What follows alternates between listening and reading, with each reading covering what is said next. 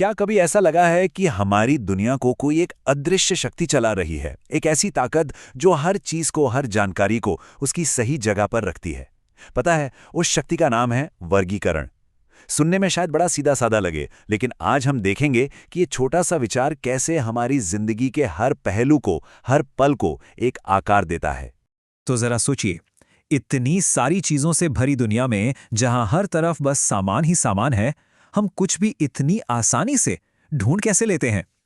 यही सवाल हमें आज के हमारे विषय के बिल्कुल बीच में ले जाता है। सोचिए, सामान है ना, चारों तरफ, घर की अलमारियों में, दफ्तर की मेज पर, जहां देखो बस चीजें ही चीजें हैं। और सिर्फ सामान ही क्यों, जानकारी को लीजिए, इतनी सारी किताबें, अनगिनत लेख, डेटा, सब कुछ मिलकर एक बहुत बड़ा ढेर बना देता है। और जानते हैं इस ढेर का नतीजा क्या होता है?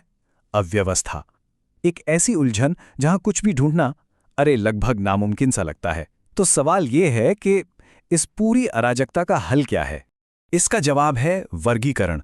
मतलब एक जैसी चीजों को एक साथ रखने की एक बहुत ही बुनियादी प्रक्रिया, ताकि एक सिस्टम बन सके, एक प्रिडिक्टेबल ऑर्डर बन सके।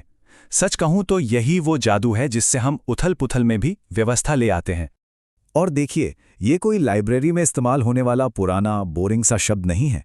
बिल्कुल नहीं, ये तो एक दिमागी औजार है, एक मेंटल टूल, जिसका इस्तेमाल हम सब हर दिन लगातार करते हैं, चाहे हमें इसका एहसास हो या ना हो।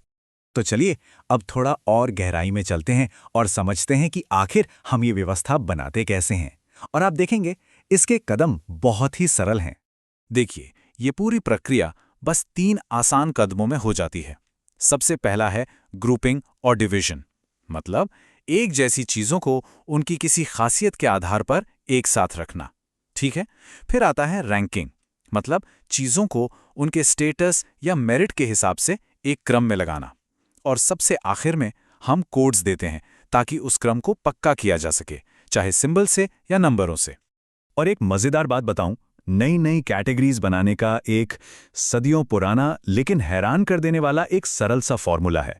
असल में ये ज्ञान को व्यवस्थित करने की नींव है। ये रहा वो formula, genus plus difference is equal to species. अब इसको ऐसे समझते हैं, जीनस का मतलब है कोई भी बड़ा ग्रुप, डिफरेंस मतलब वो खासियत जो उसे बाकियों से अलग बनाती है, और स्पीशीज मतलब वो नया छोटा ग्रुप जो उस खासियत की वजह से बनता है। सिंपल।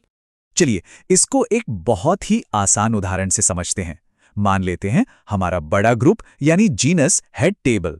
ठीक, अब हम मटेरियल के आधार पर एक डिफरेंस लाते हैं, तो हमें क्या मिलता है? हमें मिलते हैं नए उप समूह, जैसे लकड़ी की टेबल, कांच की टेबल, मेटल की टेबल और भी न जाने कितने। देखा कितना सरल है ये। ठीक है, तो अब हम ये तो समझ गए कि वर्गीकरण काम कैसे करता है, पर ये इतना जरूरी क्यों है? चलिए अब देखते हैं कि कैसे यही चीज साधारण को असाधारण बना देती है। ये जो तुलना है ना, ये इसके महत्व को बहुत ही शानदार तरीके से दिखाती है। देखिए, बिना किसी व्यवस्था के ईंटें क्या हैं? बस एक ढेर। लेकिन जब व्यवस्था हो तो वही ईंटें एक आलीशान हवेली बन जाती हैं। ठीक वैसे ही एक बेकाबू भीड़ और एक अनुशासित सेना के बीच का जो फर्क है, वो भी संगठन और वर्गीकरण का ही है। तो ये सिर्फ चीजों को करीने से रखना नहीं है, ये वैल्यू बनाना है। और हम सब इसे हर रोज असलियत में होते हुए देखते हैं। सोचिए, एक डाकिया चिट्ठियों को क्यों छांटता है?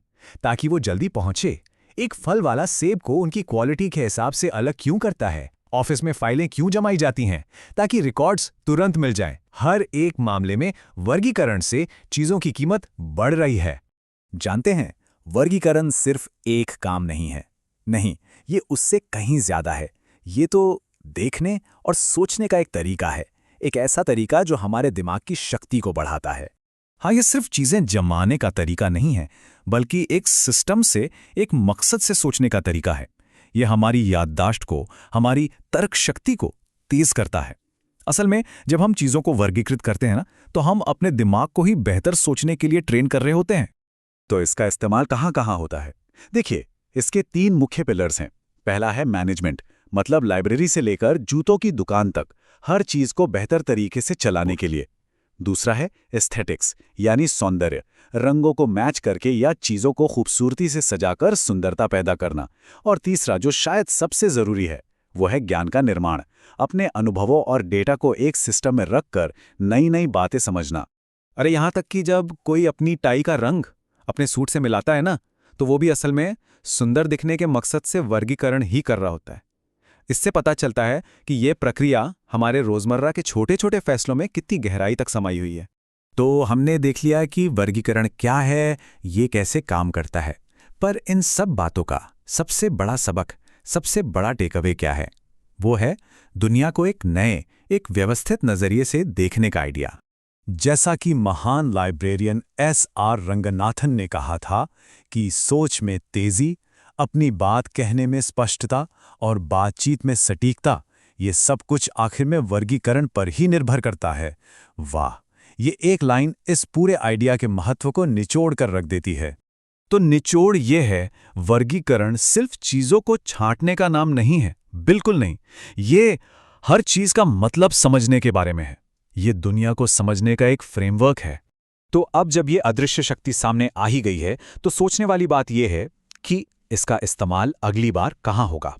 क्या अपने काम को बेहतर बनाने में, या अपनी क्रिएटिविटी को कोई नई दिशा देने में,